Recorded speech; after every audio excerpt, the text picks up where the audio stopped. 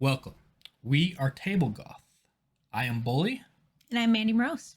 and today we're going to talk about the discipline animalism.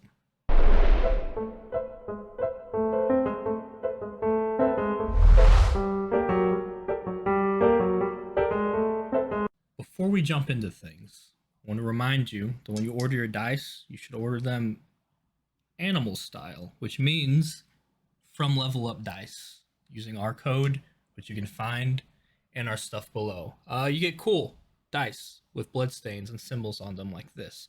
So you should do that. It helps us out a lot. And as always, we need help. Otherwise, let us jump into animalism. Animalism is a power that you think of, one of the classics I think of when it comes to controlling animals. You think of the vampire with the swarms of bats and the wolves and the bugs. That's what animalism lets you do.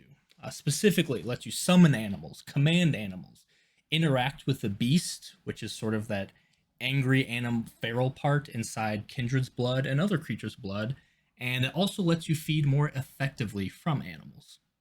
So by default, these powers mostly just work on vertebrates. There's a couple special ones in there, but for the most part, vertebrates unless otherwise stated. And then using these disciplines on herbivores adds one to the difficulty of the role.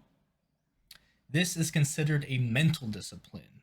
It is also low to medium on the masquerade threat, depending on what you're getting the animals to do. Typically, you command them to do things already in their nature, but it's possible to get animals to do things that are out of their nature. A little freaky, sure. It also doesn't really have a resonance. It's rare in that way, this in Oblivion. Instead, the resonance is animal blood. Go figure. Preferably feral animal blood. And the clans typically associated with using these powers are the Gangrel, obviously, Nosferatu, Ravnos, and Zamichi. Next, we're going to go through the list of the animalism powers that are found in the Core Rulebook. There are others found in the other supplements and stuff like that, but instead of naming everything and having to update this video every time a book comes out, we're going to cover the basics just to give you an idea of what you can do with these powers and our expert opinions on them. One, which I consider sort of the bread and butter of this, is Bond Famulus, which is where you can blood bond an animal, and then it's your famulus, your familiar, if you will. Whichever animal is this, you have a mental link with. It can follow simple verbal instructions without you having to roll against it like you would a normal animal. Basically, an animal like this will defend itself like normally. You don't have to command it to do so, but you still would have to sort of get it to attack things or do stuff like that. The power that lets you do that is Feral Whispers, which we'll get to in a second. But Feral Whispers you can use for free without a rouse check on your famulus. You're gonna roll your eyes, so I'm already prepared for that. But these powers always make me think of, like, if you wanted to play an undead Snow White, it would be super fucking cool to, like, go that route if you want to do, like, something crazy. But carrying on. Carrying on. Carrying on. Yeah. Sense the Beast is the next one. With Sense the Beast, you can sense the beast in mortals, vampires, or other supernaturals. You can learn their nature, their hunger level, their hostility, and it can be used actively or passively. The beast in this, we should mention, is capital B beast. It's a game term because the beast is a thing that lives inside vampire blood, and that's the thing that makes you frenzy and do things like that. So you can interact with that beast. Although in the lore, it seems like humans and other things also have a beast, because you can also make other people besides vampires. Well, we'll get to that in a second. Since the beast is also very similar to, like, Scry the Soul. Yeah, except it's easier. It's a level 1, no rouse check. It's it's a nice way to just be like, are they a vampire? Yes, no. Or are they a werewolf? To be smarter. Yeah. Yeah. We also have Feral Whispers. This is the one that goes well with Bond Famulus. It lets you actually summon and then command animals. It does require a roll to do so, so you don't just get to use the power and animals listen to you. Use the power, and then you have to roll to, like, your manipulation or charisma against the animals. So obviously, the more you're asking of them, the harder it will be. But this lets you kind of going with your Disney princess thing, essentially communicate and command animals. I'm telling you, it's a great idea. Yeah. But unlike dominate, where you're just like, you do this and they do it, this is just gives you the ability to convince them using your own means. It's relationship based. Yeah.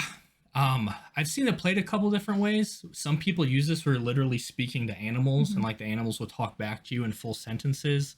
I don't think that fits that well in at least the vampire games I play. So I think of it more as an emotional body language. Like they understand what you want of them and your force of will determines if that happens. It's also like, I mean, in real life, communication is so much more than speaking, and especially in like animal communication, like body language and smells and things like that. So you could do something really cool with as far as like pheromones and like body language, and there's lots of avenues there. Yeah.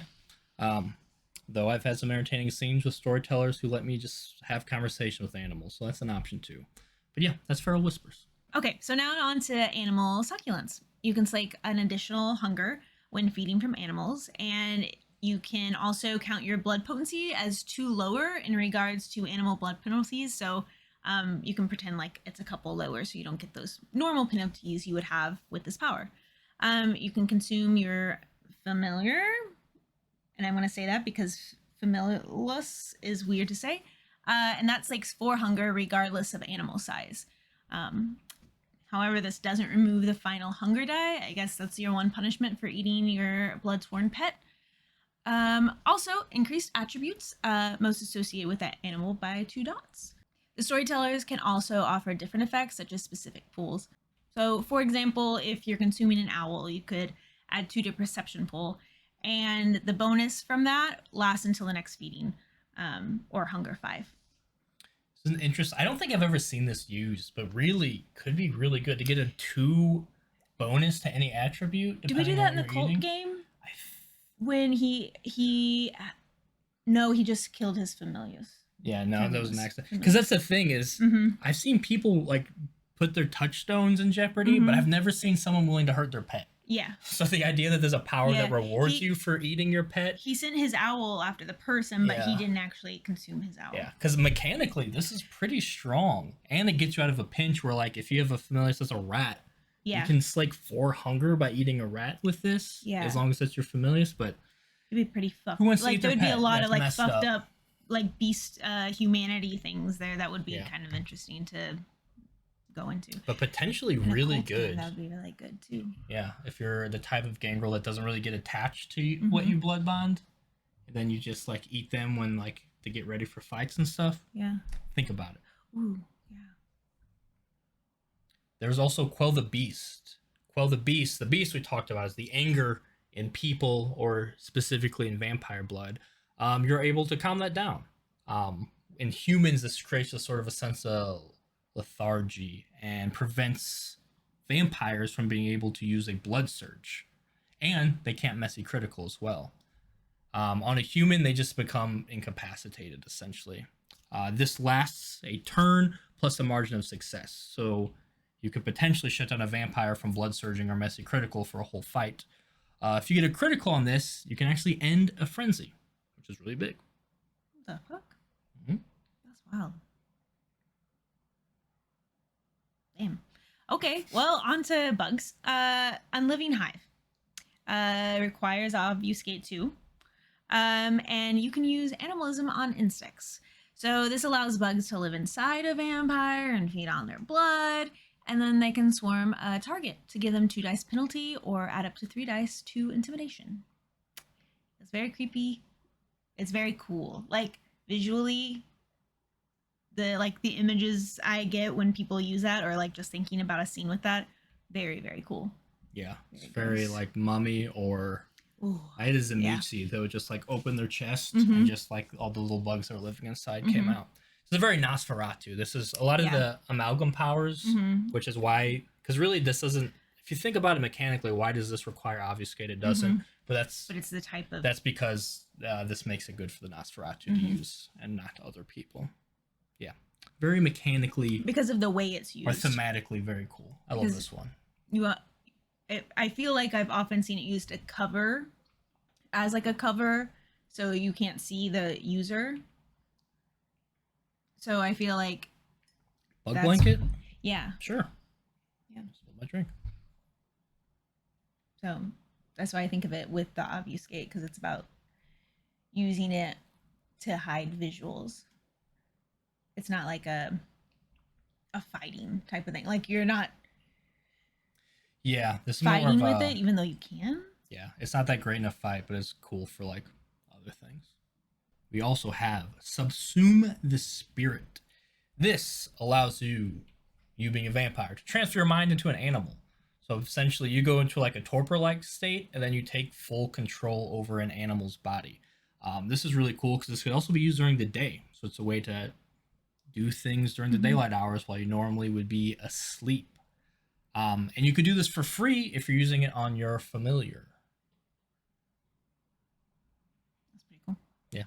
My favorite use of this that I did, also with my Zamichi, was I turned with some flesh crafting, I turned a wolf into a werewolf looking creature.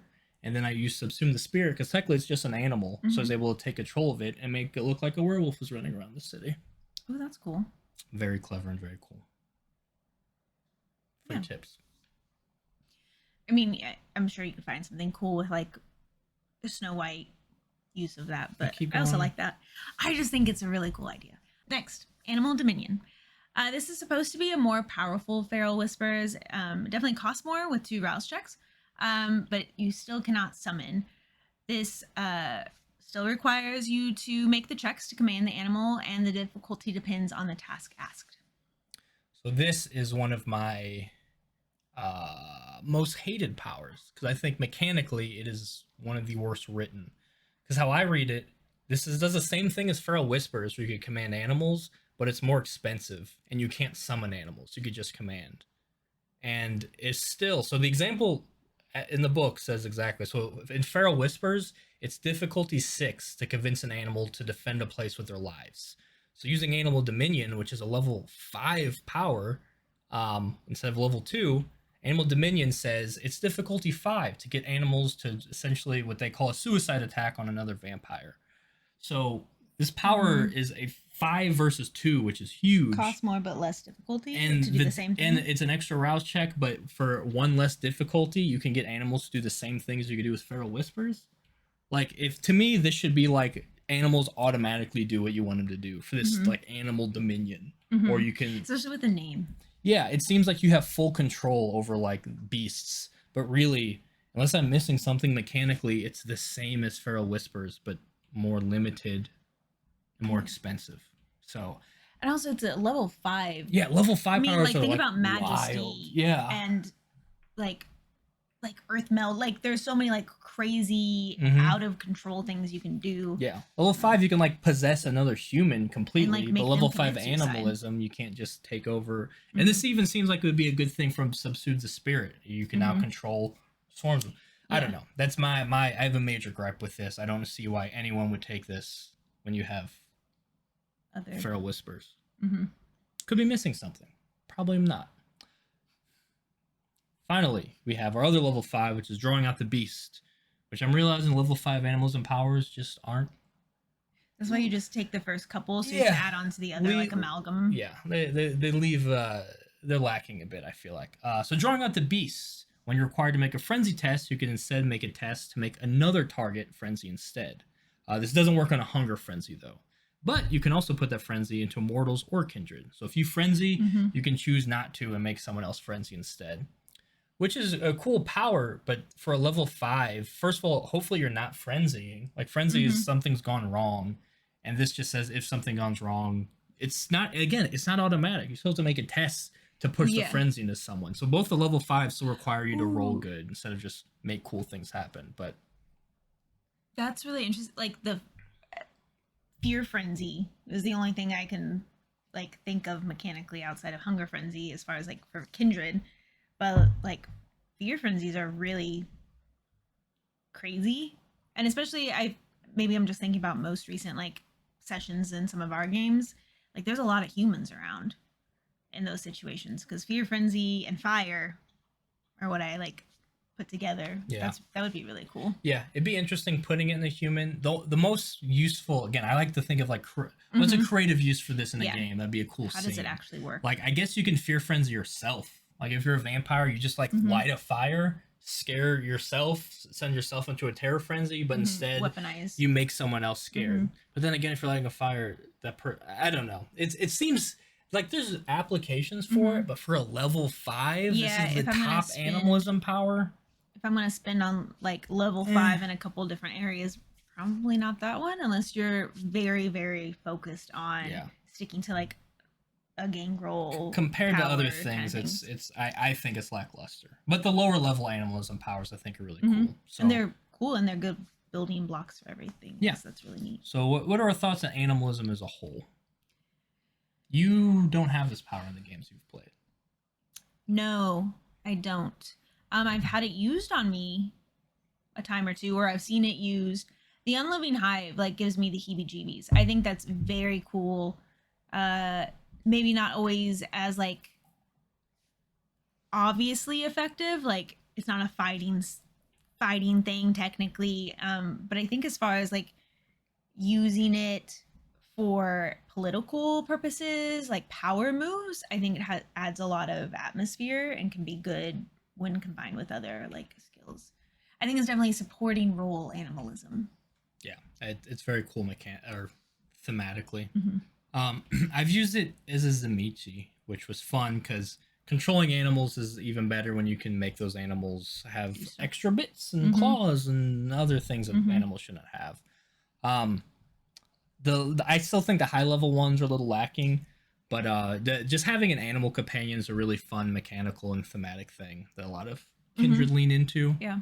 So yeah, overall, animalism, not too bad. I like that it's one of the classics. Some of these, I'll talk about as we get together. Some of the disciplines feels like are just powers they made up. Some they made this a vampire power because of the classic vampire tropes. Yeah. Animalism fits neatly into that. Yeah. And I think it's cool.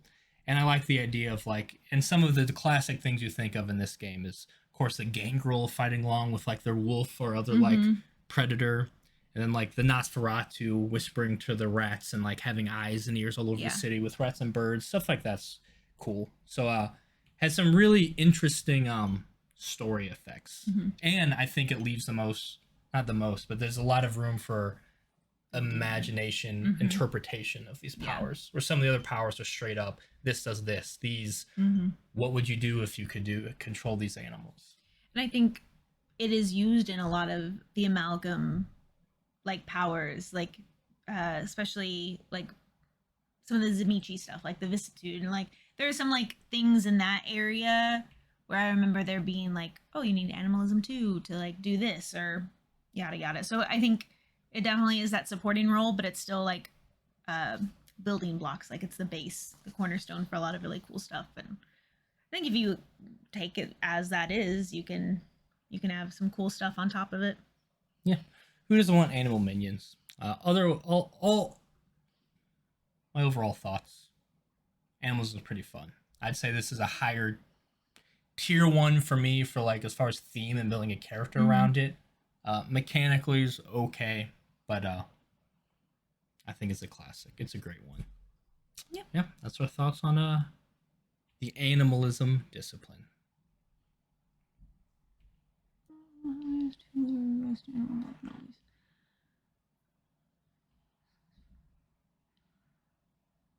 Cool. Okay. Millis? Emilis? Who fucking knows? Your familiar animal. You could just say familiar and people know too. Your pet.